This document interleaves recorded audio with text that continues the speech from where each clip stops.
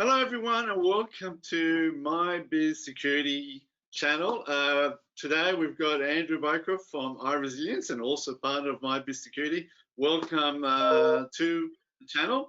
Andrew is the most expert when it comes to cyber resiliency. One of his companies called iResilience. Andrew, just tell me a little bit about what you do. Cyber resilience is one of the areas that I focus on. I focus on resilience in general, and this passion for resilience came about from the fact that when I was working in the cybersecurity industry, I noticed that cybersecurity is one of those things that actually is impossible to achieve. In fact, if you actually look at the definition of security, it needs to be completely free from danger, and I believe that's just not achievable. But what I believe we can achieve is resiliency, which is the ability to predict, circumvent, prevent, detect, respond, recover, and grow in the face of adversity. Great. So you've given us a definition of what cyber resiliency. Why is it important? Well, it's important because the number of threats we're seeing in this space is certainly increasing. Every year we're finding that more and more companies seem to be less prepared. It's quite ironic because they're spending more and more to try to solve this problem, yet they're actually finding it more and more difficult. And I mean, there's a few reasons behind that, but one of those reasons I believe is that they're focusing too much on the security. They're trying to prevent every threat from manifesting into an attack, and of course, without being able to predict and circumvent, and then of course that on the other side, that recovery and growth, effectively they're not really getting anywhere. They're pretty reactive every time, and it's a bit unfortunate because they need to be a lot more proactive. All right, so when you look at the industry, because you've seen a lot of organizations, why don't organizations focus on cyber resiliency? I mean, like I hear regularly about cybersecurity and cybersecurity practice and solutions focusing cybersecurity, but very few are talking about cyber resiliency. Even some of the large organizations are talking about cyber compliance as another form of a solution-based focus, but no one is really talking about cyber resiliency. Why is that? I think it's because they don't actually understand what resiliency is. I mean, when I've talked to organizations of all different sizes about that term resilience, they tend to think of it as being disaster recovery, business continuity. They think it's about waiting for something to happen and then rebounding. They don't realize that there's a huge proactive element to it. And what they're also missing is that there's different maturity levels as well when it comes to resilience. Resilience is obviously the ultimate maturity level, but you can start all the way down from vulnerable, which is where you basically sit and wait for everything to happen and you respond to it then and there. Then there's reactive, where you actually understand that there are threats that will attack you at some point in time, but again, you wait for those and then you respond as best you can. And then we've got compliance, which is the next level up, which is where most organizations typically aim for. So they're reactive right now and they aim for compliance. And I think once I get there, that's what I've got everything set. And that's the security mindset that's driving them to that. Beyond compliance, you've got adaptive, then you've got proactive, and then resilient. So there's a lot more maturity that needs to happen to get people from security, which will get you to compliance at best, to resilience, where you can actually be, in fact, more than proactive. So there's adaptive, proactive, then resilient.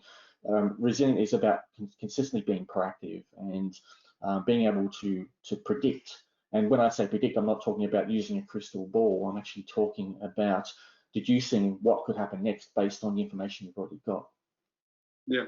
So let's bring it down to a small business operator, small to medium-sized operator. What does cyber resiliency mean for them?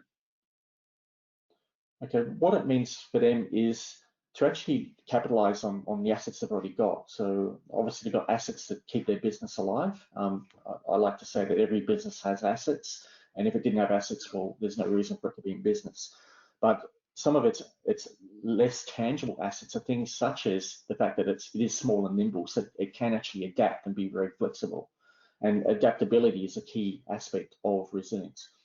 Also, it should recognize that communications and culture are important for achieving resilience as well. And it's very easy to have communications flow throughout a very small business compared to a large one. And it's very easy to have a consistent culture. In fact, I would encourage every business to actually first look at culture when it's employing people, and then to consider skills secondary to that. That way you can actually grow a company that evolves around the whole purpose why you're in business, and it also has compassion, transparency, courage, and adaptability, which are 4 key elements to achieving resilience. And then, of course, the important thing for small business to recognize in achieving resilience is that they should be investing proportional to the value of their assets. There's no point spending dollars if you don't have millions of dollars of assets, for example. So what do you mean by that? So I mean, how does an organization understand what is the value of the assets so that they can say, okay, well, how much investment do I need to spend to protect my assets? How would that work out from your perspective? Well, yeah, and in fact, that's a very good question, Buzz, because a lot of organizations make the mistake of trying to value the assets in terms of monetary terms, and when that fails, they typically then start using descriptive terms such as this is a critical asset, this is an important asset. But I believe they should be looking at the return those assets produce. So if you look at, for example, the type of output your people are generating, well, you can measure that, and you know how much you're paying for those people to do that job, so you know how much they're worth, and then you can see the output. So, for example, if they're producing $1 million worth of products a year, but you're paying them $200,000, you can see what that return is. The same goes for your technology as well. Your technology will be producing a return as well. It will be taking input, it will be producing output, and that output should be many times greater than the input. So again, you can start to measure the output of your assets, and that way you can get a sense of the value. Excellent, excellent. So just wrapping it up again, what is the sort of key takeaway when we talk in regards to cyber resiliency for SMEs? What's the sort of the thing that I think that you want them to focus on? Okay, so capitalize on the fact that you're nimble and use that to your advantage. Also, capitalize on your culture, your consistent culture, and your ease of communications flow. Those get lost typically as organizations grow, so leverage that as an asset. And then, of course, make sure that you're not investing more than you need to. It needs to be proportional to the value of those assets. Excellent, good. So with that, look, we'll wrap this video vlog. Next one, we're going to be talking about cyber impact. So stay tuned to that one. Andrew, thanks again, much appreciated for that.